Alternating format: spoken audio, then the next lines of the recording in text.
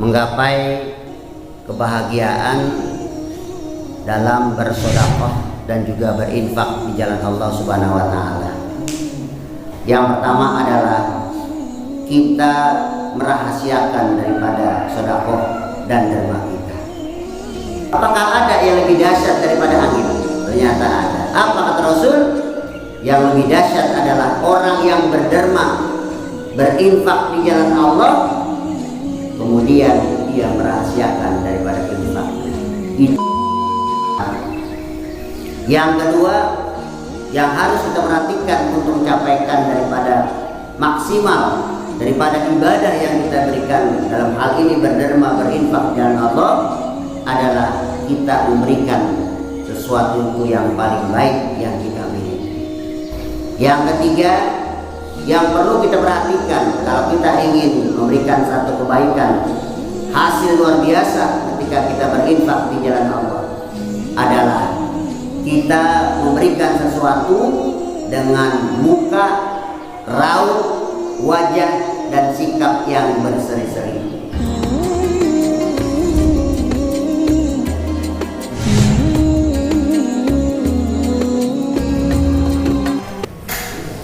Bismillahirrahmanirrahim. Assalamualaikum warahmatullahi wabarakatuh. Alhamdulillahirabbil alamin. Wa bihi nasta'in ala umuri dunya waddin wa ala alihi wa sahbihi ajmain. Qala Allah ta'ala fi kitabihil karim, a'udzu billahi minasyaitonir rajim. Bismillahirrahmanirrahim. Lan tanalul birra hatta tunfiqu mimma tuhibbun. Amma ba'du, ma'asyiral muslimin, jamaah salat subuh yang sekaligus juga jamaah kajian subuh yang senantiasa dirahmati oleh Allah Subhanahu wa taala. Amin. Pertama-tama marilah kita panjatkan rasa syukur kita kepada Allah Subhanahu wa taala karena nikmat yang telah diberikan kepada kita, lebih khusus pada pagi hari ini sungguh luar biasa. Yang pertama adalah nikmat sehat walafiat. Dengan sehat kita bisa melaksanakan sholat subuh secara berjamaah. Dengan sehat kita bisa hadir di musola ini. Insya Allah kita selalu diberi sehat oleh Allah Subhanahu wa taala.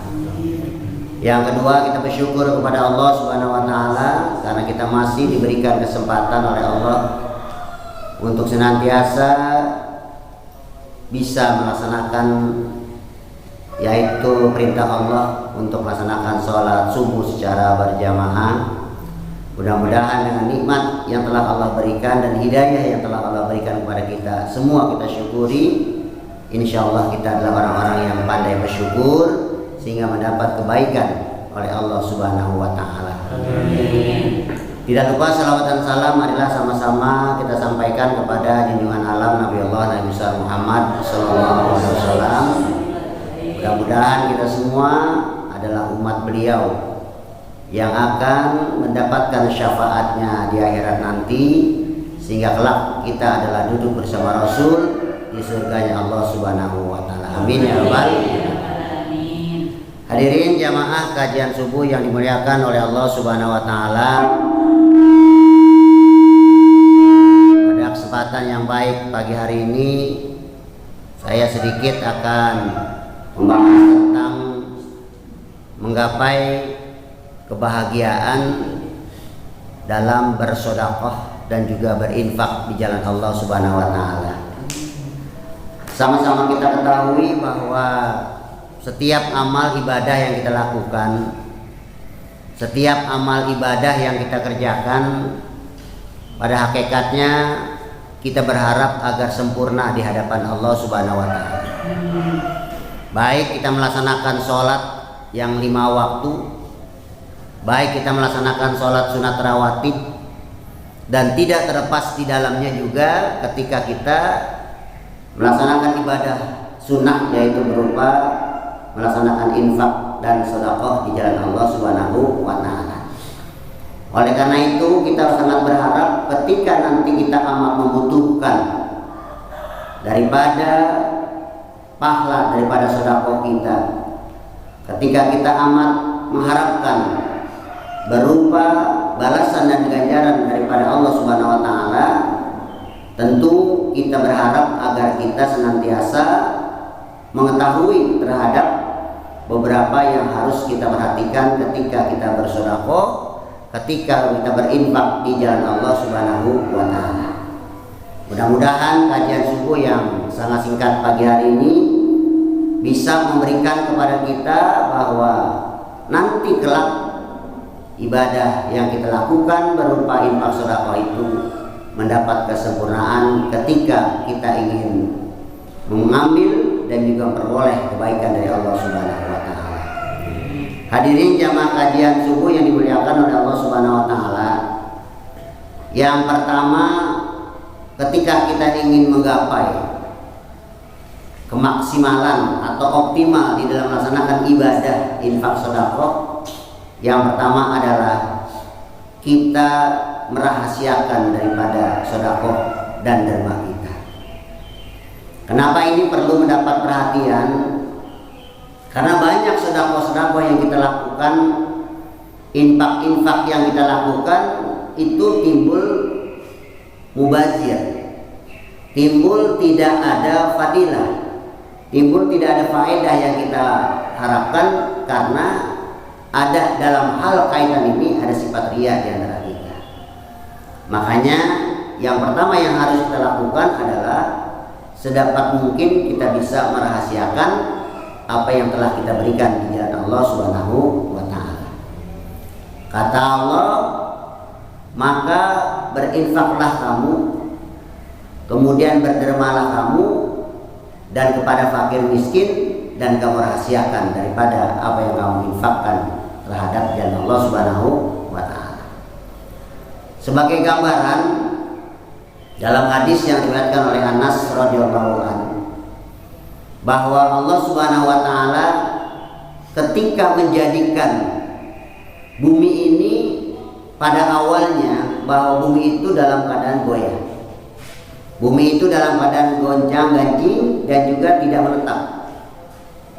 Maka pada saat itu Allah untuk menghentikan daripada goyangnya daripada bumi ini, maka Allah menciptakan gunung. Maka ketika Allah menciptakan gunung, maka berhentilah daripada bumi ini yang semula goyang, yang semula bergerak ke kiri kanan. Dengan ciptakan gunung oleh Allah, maka bumi ini menjadi terhenti.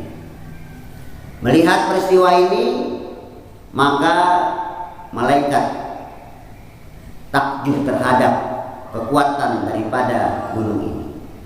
Kemudian malaikat bertanya, wahai Allah, apakah ada di antara keutamaan kehebatan daripada gunung yang telah menghentikan daripada bumi ini? Maka malaikat, ada yang lebih dahsyat, yaitu adalah berupa besi.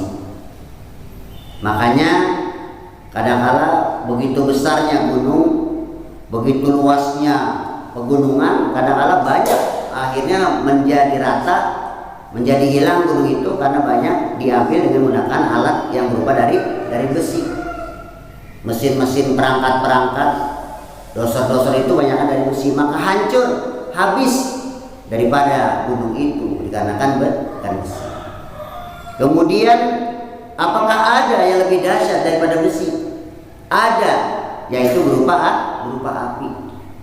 Maka seberat apapun, sebesar apapun, kalau misalnya baja besi itu dibakar dalam api, maka besi itu akan menjadi leleh, besi itu menjadi hilang, besi itu menjadi cair karena kedahsyatan dan luar biasanya kekuatan dari api.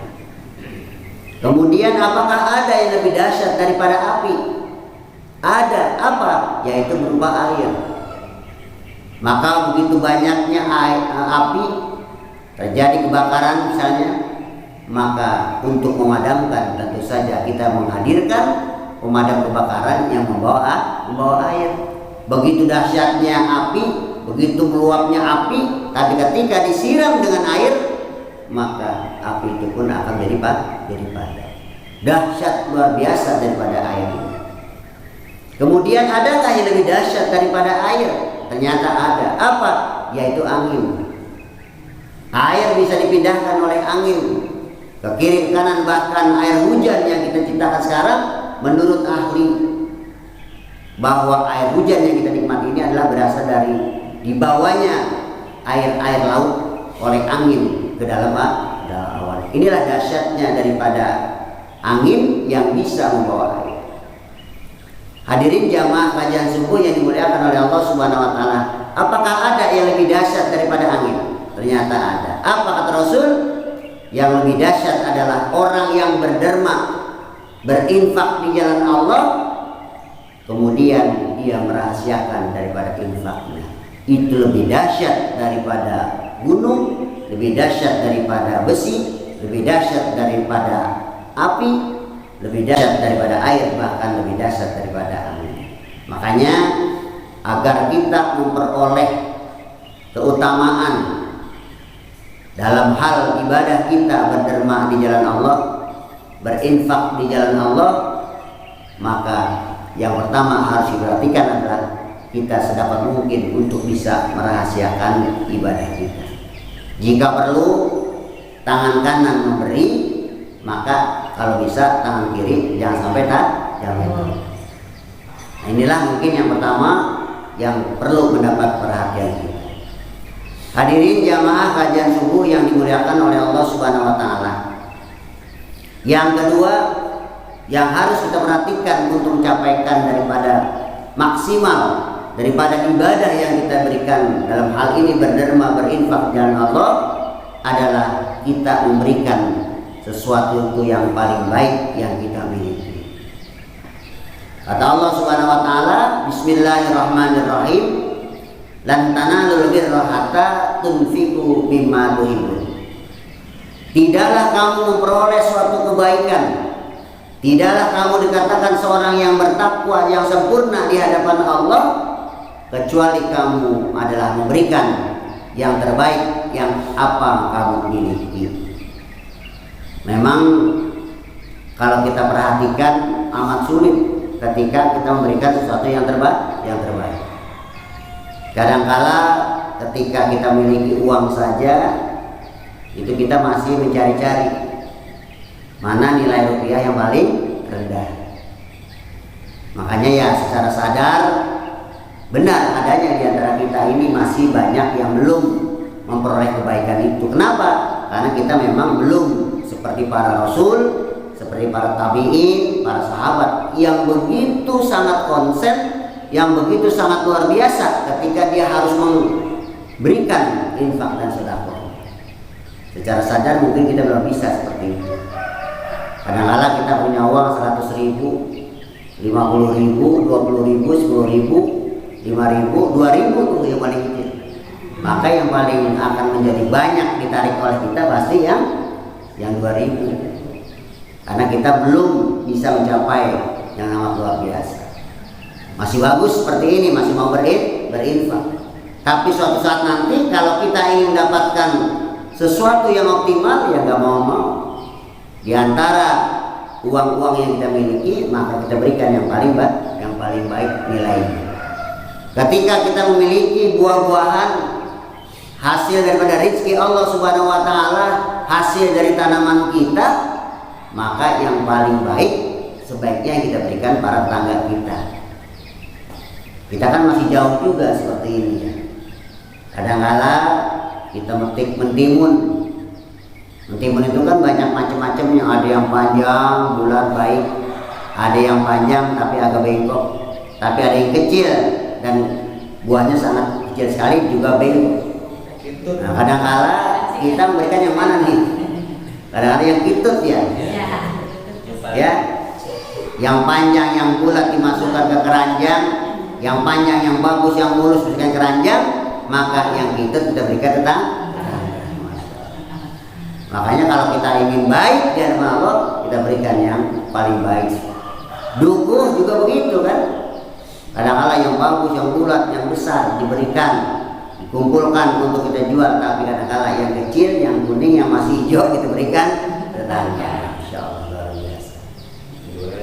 Kemudian kalau kita punya miliki pakaian kain saja misalnya, kalau memang sudah bisa tidak terpakai oleh kita, ya kita sedekahkan. Kita berikan kepada orang yang memerlukan, fakir miskin, banyak orang-orang yang tidak punya pakaian. Maka ketika kita berikan, maka alangkah baiknya kalau sempurna, optimal, maka kita berikan yang paling baik.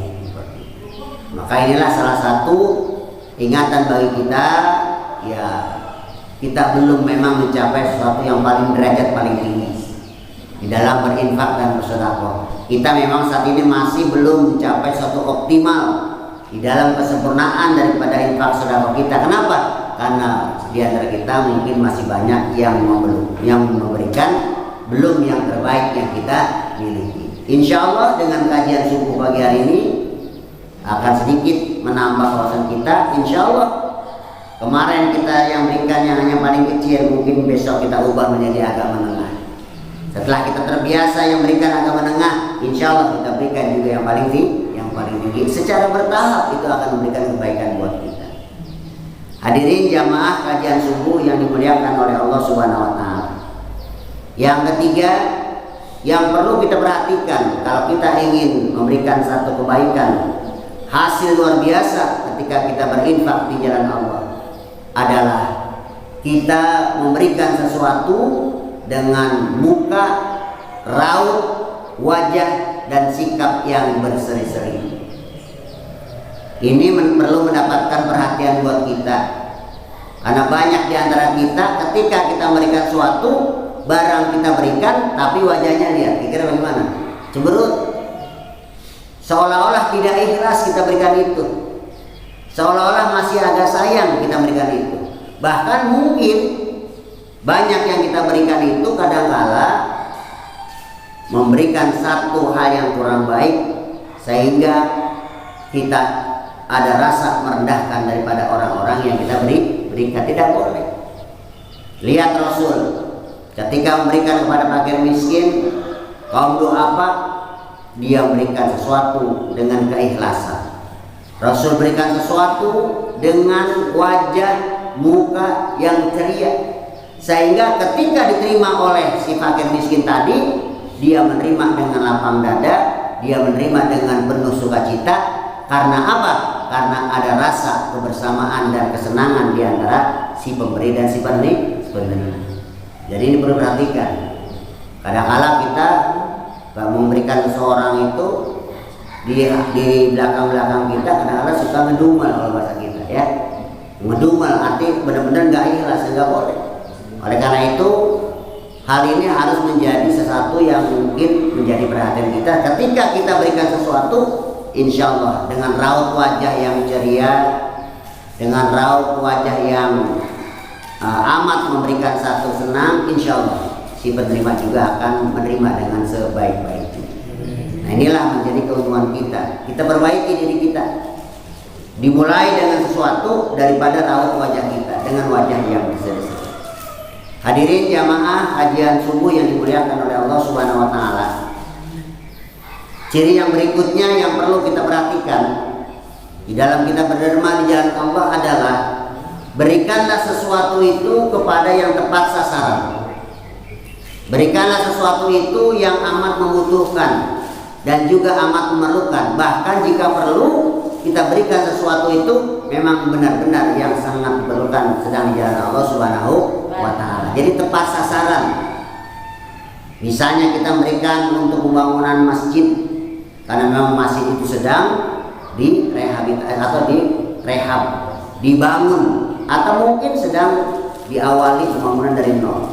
Kita berikan kepada musola, kebetulan musola itu pun memang sedang amat membutuhkan daripada bantuan kita. Kita memberikan sesuatu, biaya sekolah, biaya pendidikan buat anak yatim, karena memang anak yatim itu sedang membutuhkan daripada biaya pendidikan. Kita berikan makanan, kita berikan satu lauk pauk kepada fakir miskin, karena memang mereka sangat membutuhkan. Jadi artinya yang kita berikan itu jangan sampai mubazir.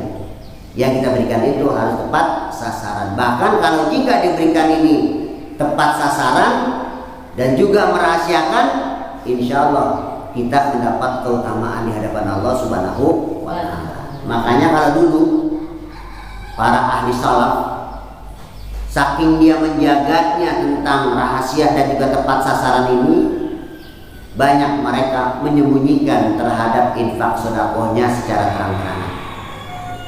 Apa yang diberikannya? Maka orang dulu para ahli salaf itu kadang-kala kalau berinfak di jalan Allah, apakah berupa uang, maka dia mencari orang-orang tertentu yang akan diberikannya. Yang pertama, kadang-kala dia berkeliling, kemudian didapati pada saat itu ada orang yang fakir miskin, ada orang yang sudah tua renta sedang tidur. Maka diikatkanlah nilai-nilai rupiah, uang itu pada kain daripada orang tua renta yang sedang tidur tadi. Untuk apa? Agar si orang tua ini tidak melihat siapa yang memberikannya. Diketin pada kain tuh. Ya, setelah diikat sama kain, dia berangkat. Yang tahu cuma pasti orang tadi. Masya Allah, ini ada uang kok di kain saya. Maka tidak tahu daripada siapa yang memberikan. Saking menjaga daripada sifat warok, saking menjaga daripada sifat rahasia. Bahkan ada juga para ahli salaf bersedekahnya dengan cara apa? Dia tahu bahwa orang yang tunanetra kadang-kala lewat di jalan ini. Orang yang tunanetra setiap hari di jalan ini. Maka ketika si tunanetra itu berjalan, sebelum berjalan, maka didahului oleh ahli salaf, dia memberikan sesuatu, apakah berupa uang, di jalan di mana para tunanetra itu sambil berjalan. Supaya kenapa? Ketika mereka berjalan, maka mereka menemukan daripada infak dan sedekah. Masya Allah, luar biasa. Saking seperti itunya untuk menjaga kerahasiaan dan juga tepat sasaran kita. Oleh karena itu, ya di dalam melaksanakan infak sedekah ini, ketika kita memiliki sesuatu nilai, maka tahapannya adalah pertama kita lihat dari keluarga kita dulu. Ada enggak yang sangat membutuhkan? Jika dari keluarga kita sudah kita berikan, jika dari suatu keluarga kita sudah kita sampaikan dan sudah kita berikan pertolongan, maka baru kepada orang lain. Apa? Wal jari jil qurba wal jari jil, tetangga yang dekat maupun tetangga yang jauh. Kalau sudah tetangga kita perhatikan dengan baik, tetangga kita sudah kita berikan infak dan sedekah kita dan masih ada yang kita berikan, baru orang-orang yang amat jauh dari kita. Itu ada tahapannya supaya kita mendapatkan kebaikan. Jangan kita bersedekah langsung kepada orang yang paling jauh, tetapi di kiri dan kanan kita masih banyak orang-orang yang sangat memerlukan kita. Makanya kalau kita lihat sebenarnya fadilah dari sholat yang kita lakukan setiap waktu, ketika kita mengakhiri sholat dengan kalimat Assalamualaikum warahmatullahi wabarakatuh, kita menengok ke sebelah kanan, Assalamualaikum warahmatullahi wabarakatuh, kita menengok sebelah kiri. Pada hakikatnya bukan hanya mengakhiri daripada sholat kita, tetapi yang lebih penting adalah hablum minan nasnya. Kita lihat apakah ada di antara tetangga kita yang perlu bantuan kita. Apakah ada di tetangga sebelah kiri, tetangga kita yang masih perlu kita tolong. Jadi inilah konteks sholat yang sangat sempurna. Selain kita berdoa kepada Allah, melaksanakan perintahnya, tapi kita lihat, kita praktekkan ibadah sholat itu dengan rasa hablum minan nas, hubungan kita dengan manusia lain. Jangan sampai kita tidak peduli terhadap orang sebelah kanan, kita tidak peduli para fakir miskin yang sebelah kiri, tetapi kita satu pun tidak mempedulikan padahal kita sholat. Nah inilah mungkin yang perlu kita perhatikan agar kita mendapat keutamaan daripada infak dan sedekah kita. Hadirin jamaah kajian subuh yang dimuliakan oleh Allah Subhanahu wa taala. Yang terakhir yang perlu mendapatkan perhatian daripada infak dan sedekah yang kita berikan, maka berikan infak sedekah itu dengan rasa ikhlas. Jangan mengungkit-ungkit jangan membangkit-bangkit. Kata Allah, ya ayyuhalladzina amanu la tubtilu shadaqatum bil manni wal adha. Hai orang-orang yang beriman, kata Allah, janganlah kamu menghancurkan dari pahala sedekahmu dan menghancurkan daripada pahala infak kamu dengan cara kamu membangkit-bangkit dan mengungkit-ungkit. Sekarang pertanyaannya nih ibu-ibu, kalau bangkit-bangkit mengungkit sekarang apa nanti kira-kira? Ya nanti, bukan sekarang. Kenapa? Karena setan tidak ridho, tidak ikhlas ketika umat Nabi Muhammad rajin bersedekah, rajin berinfak. Maka bagaimana cara mereka untuk menghancurkan dari pahala sedekah dan infak umat Nabi Muhammad? Ya caranya selalu dikitik. Yaitu dengan apa? Membangkitnya, mengumpatnya. Sebagai contoh misalnya tetangga kita sakit, kita berikan pertolongan yang sangat luar biasa. Kita berikan obat, kita berikan mereka makanan, bahkan kita berikan mereka itu sesuatu fasilitas untuk bisa hadir di rumah sakit. Tapi ketika suatu saat terjadi perselisihan, maka apa kata kita? Kalau dulu saya tidak tolong ke rumah sakit, mungkin kamu sudah meninggal, mati kan gitu ya? Kalau dulu misalnya dulu gak diberikan obat dari kamu, mungkin udah mati kan gitu ya? Sekarang lupa begitu, memang sengaja. Jadi Allah mengharapkan kita ikhlas, wa ma umiru illa liya'budullaha mukhlishina lahuddin. Kalau ingin kita mendapat kebaikan, ikhlas dalam agama itu, terutama dengan infak. Makanya Rasul mengibaratkan orang yang membangkit-bangkit daripada infak sedekah ini adalah seperti suatu debu yang ada di atas batu, kemudian ada angin meniup dengan sangat dahsyat. Kira-kira debu itu masih ada nggak? Nggak ada. Hilang. Debu itu musnah. Makanya ini yang menjadi satu ingatan bagi kita.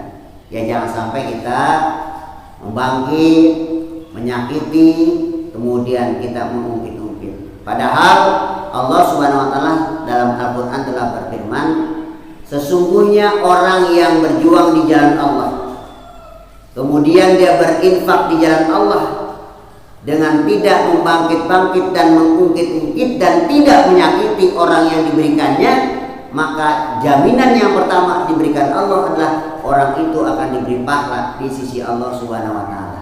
Amin ya rabbal alamin. Yang kedua, orang itu akan ditolong oleh Allah dengan rasa kesenangan dan tidak mendapatkan satu rasa sakit karena mendapat kebaikan dari Allah Subhanahu wa taala. Masya Allah, luar biasa. Sudah dijamin pahalanya, sudah dijamin kebaikannya, tapi Allah masih memberikan suatu pertolongan buat kita. Makanya mudah-mudahan jamaah kajian subuh yang hadir hari ini, mari sama-sama kita ingatkan diri kita. Kita perbaiki daripada apa yang mungkin selama ini agak sedikit kesalahan buat kita. Yang pertama, kalau kita ingin mencapai, menggapai kebaikan, keutamaan di dalam berinfak dan bersedekah, yang pertama, berikan itu yang paling baik yang kita miliki. Yang kedua, marilah sama-sama kita merahasiakan sesuatu yang pernah kita berikan untuk di jalan Allah Subhanahu wa taala. Yang ketiga, berikan sesuatu itu tepat sasaran karena memang amat membutuhkan. Yang keempat, marilah sama-sama kita harapkan diri kita agar kita selalu ikhlas di dalam memberikan sesuatu dan semata-mata mengharap ridha Allah Subhanahu wa taala. Dan yang terakhir, janganlah sampai kita membangkit-bangkit, mengungkit-ungkit ataupun menyakiti daripada orang yang kita berikan. Maka dengan cara muka yang baik, raut wajah yang ceria, insya Allah itu akan menyempurnakan daripada ibadah kita, sehingga kelak nanti ketika Allah memberikan satu nuansa kepada kita di yaumil hisab dan mendatangkan daripada infak dan sedekah kita, maka infak sedekah kita akan bulat, bahkan dilipat gandakan pahalanya oleh Allah Subhanahu wa taala.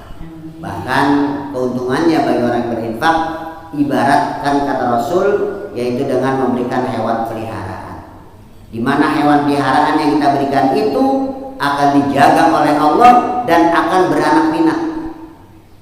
Inilah yang sangat luar biasa daripada infak. Insya Allah ketika nanti kita amat memerlukan daripada yaumil hisab, yaumil mizan, ketika ditimbang amal ibadah kita dan dihadirkan infak kita, dihadirkan sedekah kita, dihadirkan amal sunnah kita, insya Allah sedikit pun tidak berkurang, malah bertambah karena kita ikhlas semata-mata mencari ridha Allah Subhanahu wa Ta'ala. Mudah-mudahan yang sudah ikhlas diberikan ikhlas untuk lebih istiqomah. Yang sudah memberikan yang terbaik, lazimkan untuk menjadi kebaikan. Yang belum, insya Allah kita belajar dari sedikit demi sedikit, dari tahap demi tahap. Insya Allah kita mendapat kesempurnaan sehingga kita mendapat pertolongan Allah Subhanahu wa Ta'ala. Demikian kajian subuh pada pagi hari ini. Semoga Allah memberikan kita rezeki yang banyak dan halal, diberikannya kita keberkahan dalam hidup, sehingga ada untuk keperluan keluarga kita, tapi juga ada yang kita tanamkan untuk ibadah kepada Allah Subhanahu wa Ta'ala. Sebagai penutup, mari kita baca Ummul Quran surat Al-Fatihah. Mudah-mudahan kita semua selalu senantiasa diberikan panjang umur oleh Allah Subhanahu wa Ta'ala, diberikannya kita rezeki yang banyak serta halal, dan insyaallah kita diselamatkan oleh Allah Subhanahu wa Ta'ala, dan amalan-amalan yang telah kita lakukan mendapat kebaikan dan ganjaran pahala yang berlipat ganda insyaallah Subhanahu wa Ta'ala. Ala hajiniyah wali kulli niyatin sholihah. Al-Fatihah. A'udzu billahi minasyaitonir rajim. Bismillahirrahmanirrahim. Alhamdulillahirabbil alamin arrahmanir rahim maliki yaumiddin. Iyyaka na'budu wa iyyaka nasta'in ihdinas siratal mustaqim siratal ladzina an'amta 'alaihim ghairil maghdubi 'alaihim waladdallin. Astaghfirullahaladzim wa la ya Allah ya Maulana ya Ma'bud. Allahumma shalli wa sallim ala sayyidina Muhammadin fil awwalin wal akhirin wa barik wa sallim wa radiyallahu ta'ala an kulli sahabati Rasulillah ajma'in. Bismillahirrahmanirrahim. Alhamdulillahi rabbil alamin. Allahumma shalli ala sayyidina Muhammad wa ala ali sayyidina Muhammad. Allahumma afina min kulli bala'id dunya wa azabil akhirah wa syarrid dunya wa syarril akhirah. Ghafarallahu lana wa lahum bi rahmatika ya arhamar rahimin. Allahumma ighfir ummata sayyidina Muhammad. Allahumma arham ummata sayyidina Muhammad. Allahumma astur ummata sayyidina Muhammad. Allahumma ajbur ummata sayyidina Muhammad. Allahumma inna nas'aluka ridhaka wal jannah wa na'udzubika min syakhatika wan nar. Rabbana hab lana min azwajina wa dzurriyyatina qurrata a'yun waj'alna lil muttaqina imama. Rabbana ya Allah atina fid dunya hasanah wa fil akhirati hasanah wa qina adzabannar. Dawahum biha subhanaka Allahumma wa tahiyyatuhum biha salam wa akhiru da'waahum alhamdulillahi rabbil alamin. Kurang lebihnya mohon maaf, semoga bermanfaat. Wallahu muwaffiq ila aqwamit thoriq. Wassalamualaikum warahmatullahi